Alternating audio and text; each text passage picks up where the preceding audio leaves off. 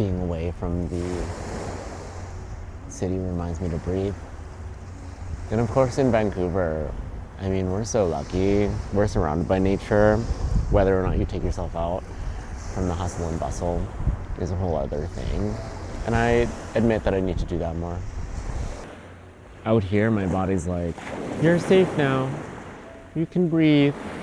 It's okay. You don't have to hold your breath anymore. You're safe around people that you love. You can put your shoulders down now.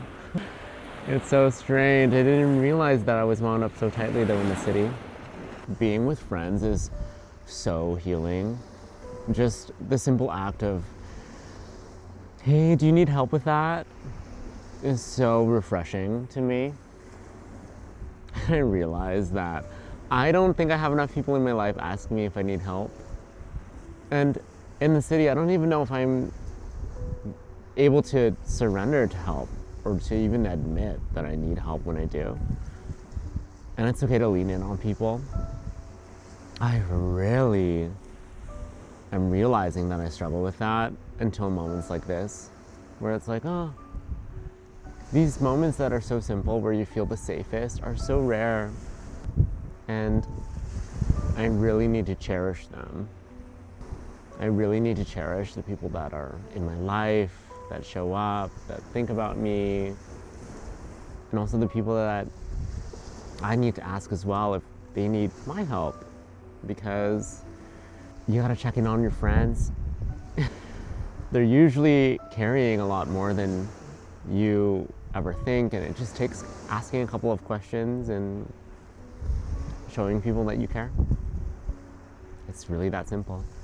Genuinely co-regulating with other people is saying, hey, I hear that you're in pain. I hear that what you're carrying is so heavy. Let me make some space for you so you don't have to carry that by yourself. And it is so powerful to be able to say your truth while being allowed to be safe. There's no shame. There's no judgment. It's just space to be you. It's so powerful. The simple act of being allowed to cry and be in pain is so magical. Otherwise, it's so easy to feel like, oh, I gotta carry this all by myself. It's a long road and it feels lonely sometimes.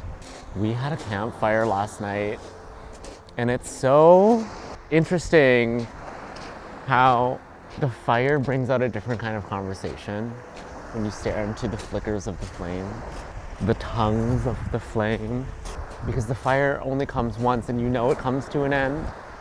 And when you add the fuel to the fire, it burns brightly, and then you all sit around and enjoy the warmth, and it's fleeting. Life's kind of like that. You only get the one go. You got one go at this thing, and it's nice to know you're not alone doing it.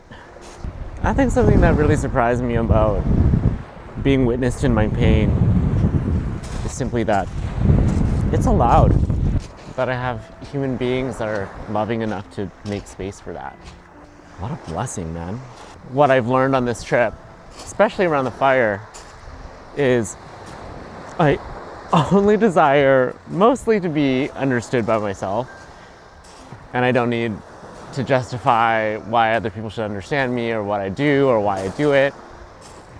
But what this trip taught me is that I do desire to be understood by people who love me, for there to be space for the fullest me in all of my shadows, and for it to be allowed, for the darkest parts of me to be allowed, all of the darker emotions, all of the hardest parts of my life, and the things that I'm really afraid to admit. It's allowed. And the armor that I had built trying to protect myself by saying I didn't need that, it was all a lie. It was all a big old stinking lie. And I believed it. And then this truth that was inside of me, withholding it from people that I love, was slowly killing me inside. And I couldn't play. I couldn't access the part of me that wanted to create and come up with vibrant, beautiful ideas and all of that.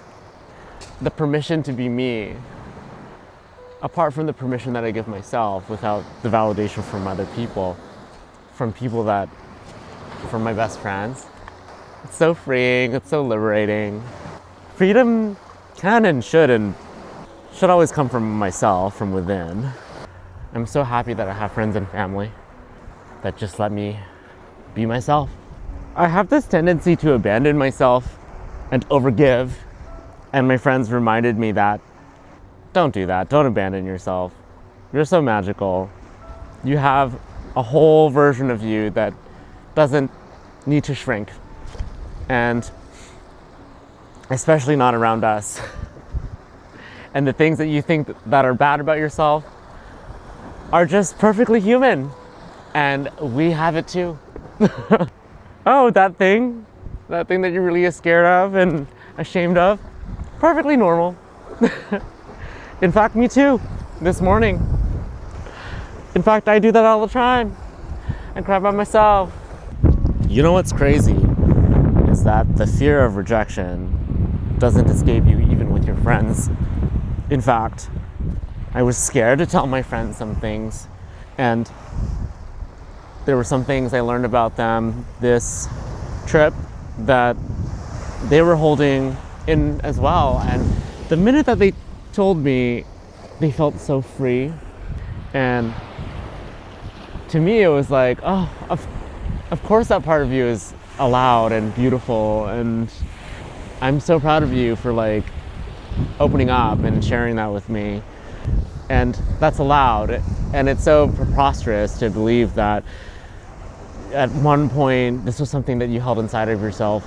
And I'm so happy to know that part of you now. And it's allowed and it's here. And doing that for each other was so incredibly liberating, so freeing, so safe. And it was able to release so many emotions that were stuck in my trauma body, in their trauma body.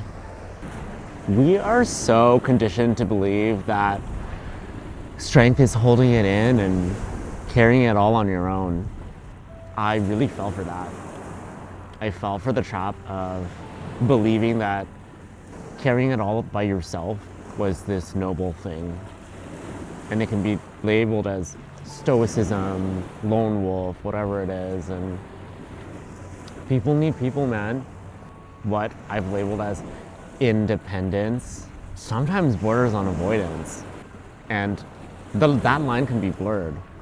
Am I being independent, or am I avoiding connection sometimes? And when I'm avoiding connection, what am I really avoiding? I'm mostly avoiding myself. I'm avoiding being honest about something within myself. And that isolates me from other people. Or it puts me in situations where I'm not clear about my boundaries and I don't know what I want. And it's hard to recognize that you're being dishonest with yourself in the moment though. It just feels like denial is reality. When I have to perform like I'm okay, it's suppressing and silencing myself and pushing down truths and emotions that I feel like are a burden to other people, that maybe people don't have time for. I'm scared of rejection and judgment. Versus when I know I'm supported, aka sharing my truth with people that I feel safe enough to. I'm actually independent. There's no performance. There's just knowing of my inner worth and what I bring to the table. You need to be reminded sometimes of what you don't see in yourself. And I go through waves of knowing what I bring to the table, knowing how strong and powerful and magical I am. And sometimes I'm underwater, and that's what friends are for. You're in the darkness and you hear that voice, that annoying voice that's making fun of you, that's your best friend, that's pulling you out like, hey bitch, get up, stop being so pathetic, this isn't you. And sometimes it's really hard to hear. And you have to be able to do that for other people too. Sometimes the truth cannot be packaged in a way that is easy for people to digest. Sometimes what people need to hear versus what they want to hear are two different realities. What I wanted to hear was some sort of validation of the excuses that I was making, but the truth of what I needed to hear was the reality of what was happening, of like, hey, this is actually what's happening. We love you. This is truth coming from a place of love. This is truth coming from a place of, it hurts me to see you this way, and I care about you. If this weekend had one lesson, it would be this.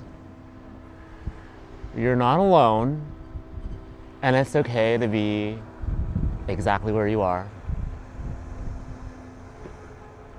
The darkness is real, the darkness is acceptable, and you don't have to be ashamed. It's part of the contract that we sign to be here on Earth. To be here is to know that, to feel that. Don't run, don't avoid. The running is what will kill you from the inside out. It will erode, it will eat away at the truth. And you'll fall further and further away from love.